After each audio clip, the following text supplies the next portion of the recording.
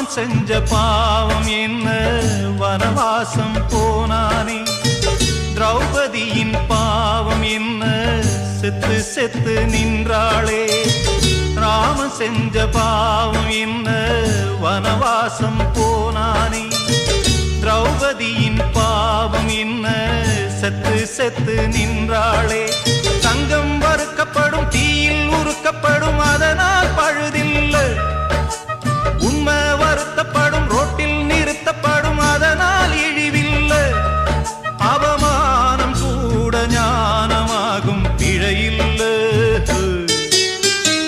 வலைக்கு தப்பிய மீனு மாமு ஓலைக்கு வந்தது பாரு வலைக்கு தப்பிய மீன்